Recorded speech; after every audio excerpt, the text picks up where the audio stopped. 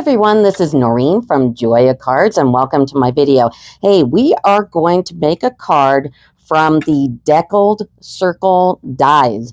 This is in the new mini catalog on page 63. Now, I can't show you the inside of the catalog because it's before September. So, and by the way, please like and subscribe, put in comments. That would be awesome. It kind of keeps me going in the algorithm. But this is a really cool die, and I thought this turned out kind of neat. So, and I did do a technique here because I made the big circle, obviously, into a card. So let's go ahead and get started. Now, the first thing I'm going to do is grab a 12 by 12 piece of paper and cut it in half. So this is a 6 by 12. And Stampin' Up! Does sell 12 by 12 paper. So if you don't have any, get some of that because there's always sometimes you need it. Like when you do the envelope for this, and we'll get to that at the end, you're definitely going to need a 12 by 12. So grab the biggest Deckled circle die, and you're going to put it on your paper here. Now, this is the part where it gets a little tricky. We don't want part of this cut. So I'm going to take my bottom plate. You can tell it's all scratched up. And Stampin' Up! Sells bottom plates, and they will work in the Sizzix machines. I have a Sizzix Big Shot, and it works great. So especially if you're a demonstrator, yeah, definitely get them through Stampin' Up! Because you get a discount. So anyway, I'm going to take this die, and I'm going to turn it over. I got the paper on top and the die on top. I'm going to turn it over, and I'm going to look at the back because I don't want to cut the edge of the card because it's going to connect together like this. So this is about 3 inches. So, I mean, you just want to give it enough room to have a fold here. So you can look through the paper and see, yeah, I've got a nice fold to it, and then turn it over, and then you're going to put a piece of tape. Now, I use delicate frog tape. This stuff is great. You can get it at any hardware store, and you can get it on Amazon, so it ships for free. And it's good. It's for delicate surfaces, so it's not going to be ripping up my paper. You know, it is tape, so, you know, don't be silly with it. But you just put the tape on to the paper, and then you also need to put a piece of tape on the paper to the plate, so they don't move, because you want that cut to be correct. So we're going to turn this over again. You can see, well, I can see my plate ends here, and all this won't be cut. So I'm going to go ahead, I'm going to turn this around, and I'm going to put it through my die cutter, and I'll be right back.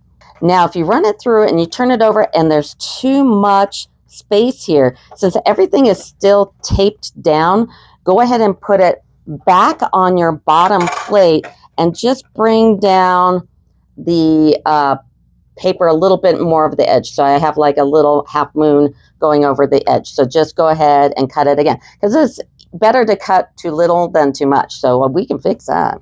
So I'm going to lift off the die from the paper, and you've got this. Now we're going to take that same die, and we're going to take it on the other end, and go ahead and I'll grab my plate, because you have to line it up with that bottom.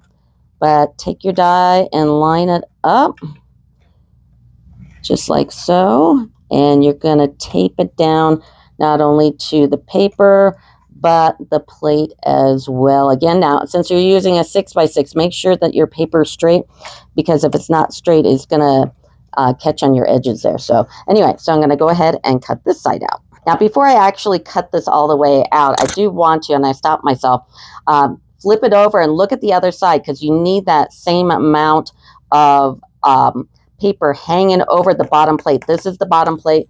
This is the top plate. So when we pull it all the way through, it won't cut this edge. So now I'm going to cut it out.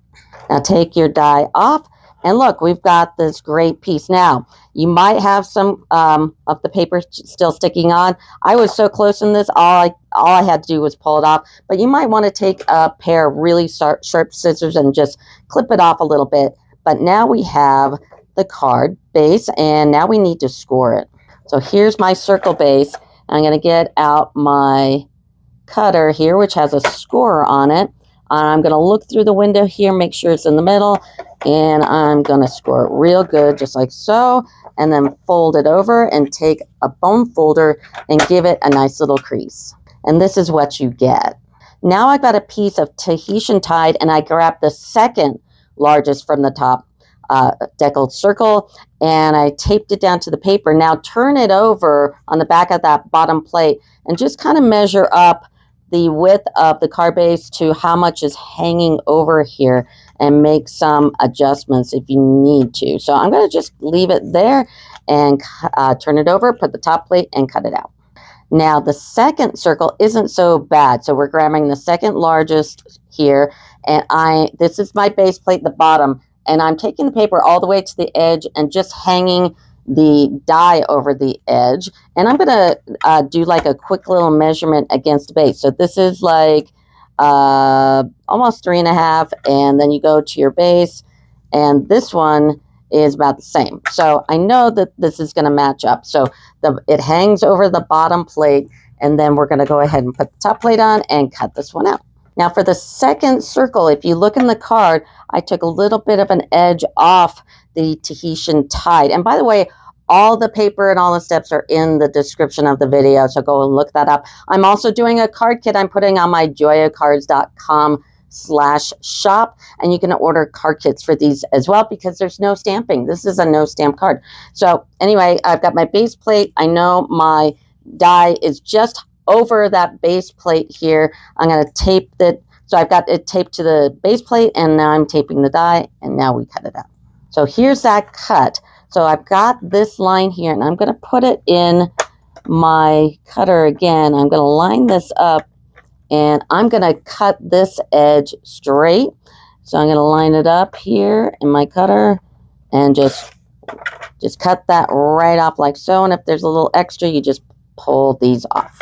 Now take your base and line this up because you want the blue to go all the way to the edge. So all the way to the edge, it leaves too little of a gap here. So I'll go ahead and take my cutter again and just cut off a little tiny bit more. And then you line it up to the card again, pull it all the way to the edge, and that's a good amount of white poking out. So I snail it with a bit of tape. I'm going all the way over to the left of the edge, get things nicely lined up, and that's your first layer. Now you're just going to take all the rest of the dies after the second one. So the third, the fourth, blah, blah, blah, blah. And we've got Daffodil, Parakeet Party, Bubble Bath, White, and then start that same series of colors again all the way through down to this last deckled circle. So let's go ahead and none of these are all full circles. This is the only one you cut off. And all you do is just take these and snail them up. Now, if you want to line up this daffodil, and if it gives you too much overhang on the card base, you can just take this with your scissors or your cutter and just cut it off. I mean, there are definitely no rules.